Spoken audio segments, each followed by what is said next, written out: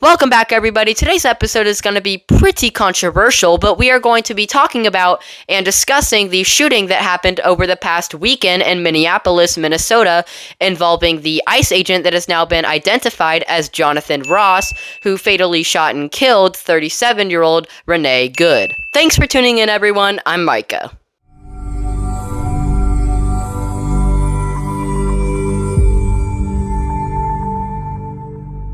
Welcome back, everybody. I hope everybody had an amazing week. I most certainly did. Today I have a handful of videos I have picked out and prepared to put in this video that I think will help give everybody watching today's episode just overall a better understanding of what happened on the day that Renee Good was fatally shot and killed. Okay, so I would first like to start off by saying that I 100% do feel for Renee, because when anybody dies like this, of course, that's a horrible way to die, so I feel for her.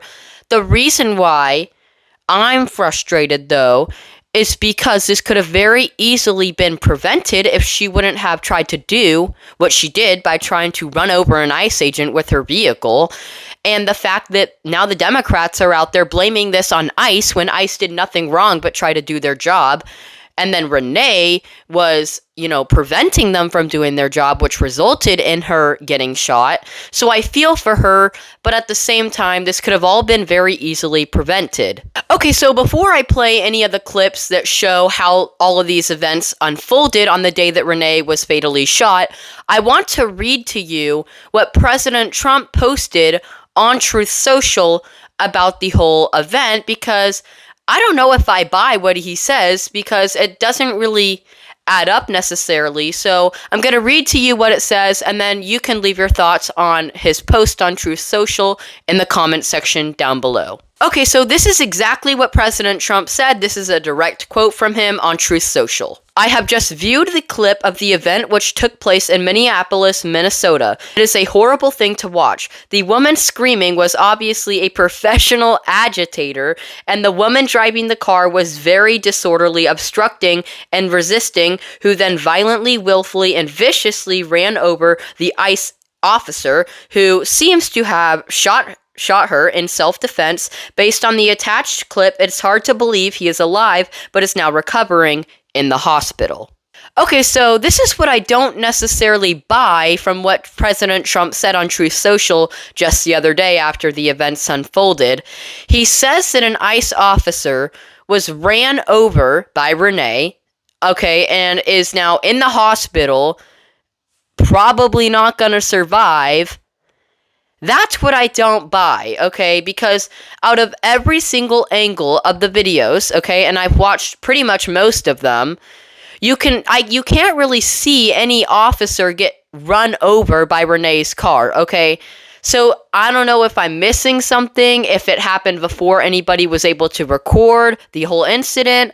I'm not necessarily sure, but I do not buy the fact that an ICE officer was ran over to the point where they had to be hospitalized and was likely not to survive. I don't necessarily, buy that, because out of all the videos, the many angles and different clips that have been released of the incident, you can't see an ICE officer on the ground or, clearly injured.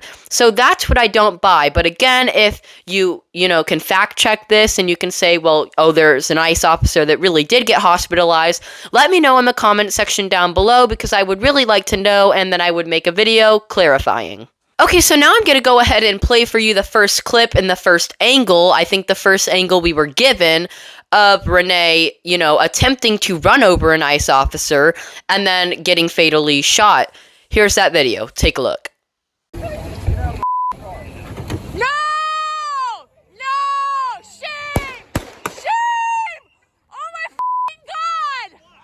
Okay, so what you can't really see in that video is the ICE agents pulling up in their vehicles, trying to make their way through the neighborhood to go and arrest the illegal immigrants they were trying to reach. And this is where Renee, who was supposedly the leader of this ICE protest that was going on, which was their whole goal was to prevent ICE from being able to pass through the neighborhood. That was their whole goal, and this was confirmed by a resident in that neighborhood, and I'll play that clip, that interview, in just a second. But Renee was clearly blocking them. You know, it wasn't an accident. Her goal was to obstruct the ICE agents from doing their job, okay? ICE agents are a form of law enforcement, okay? You can't block them from doing their job, even if you think they're crazy. You can't just pull your vehicle, your, mid-size SUV vehicle, in front of them and block them from doing their job. We all know that's not going to end well when you do that.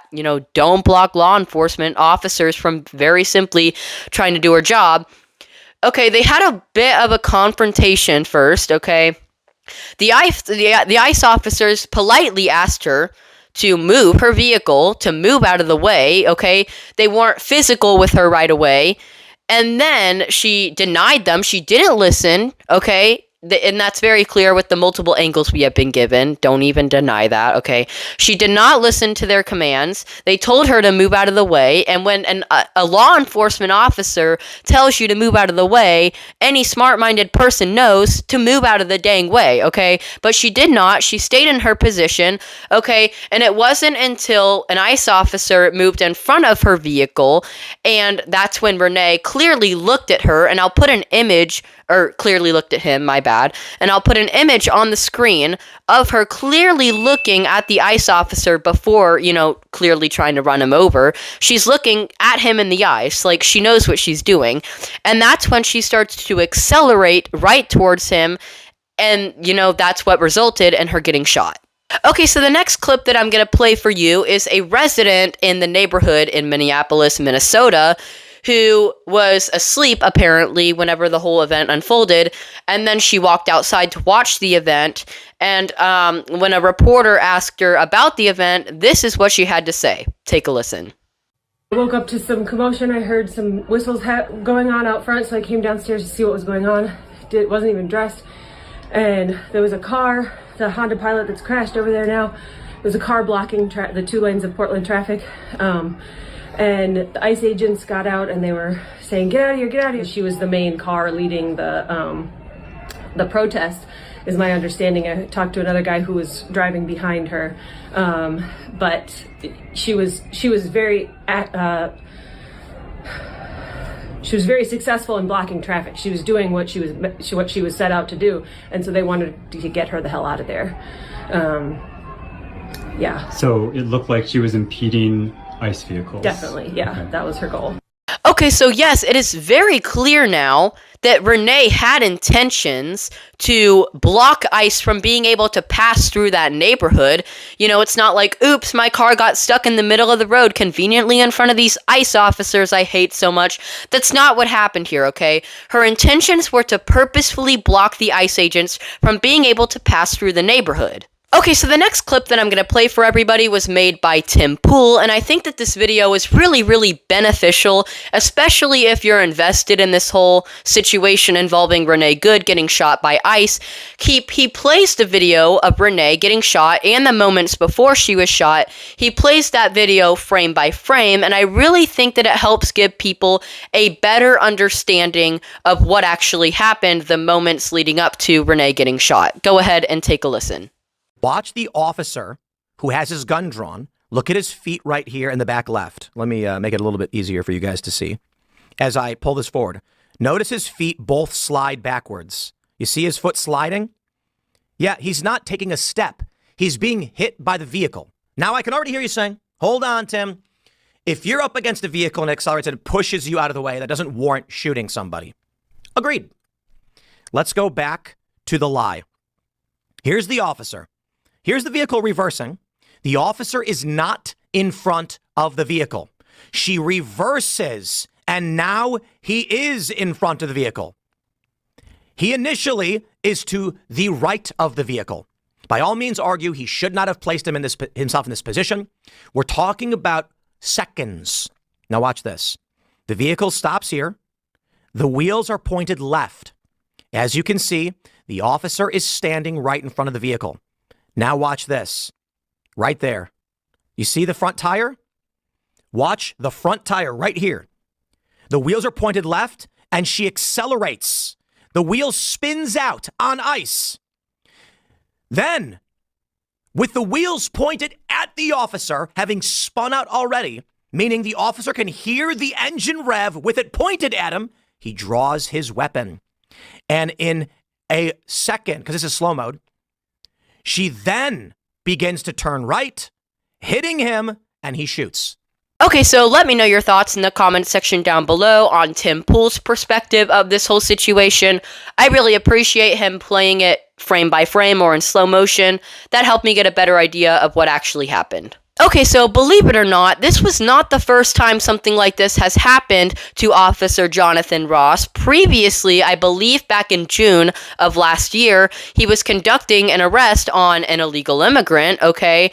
And like in a lot of cases, these illegal immigrants are not compliant at all, okay? They just aren't. And this was not an ordinary illegal immigrant that just wanted a new life start. This was a very violent illegal immigrant who had committed very bad crimes involving children, okay? That's how bad this was.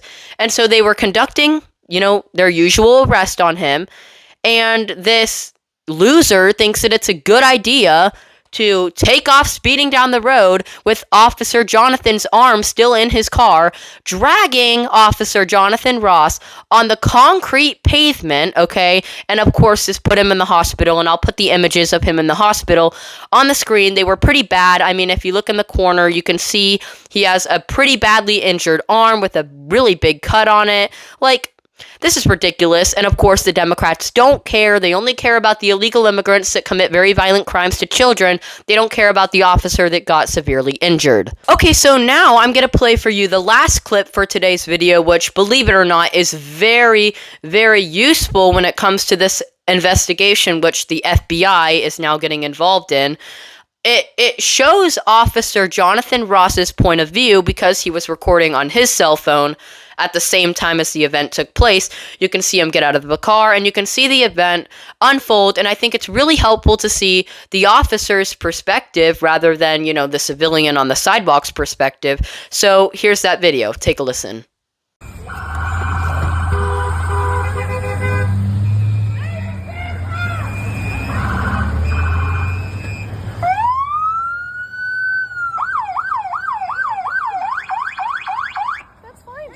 I'm not mad at you. Show your face.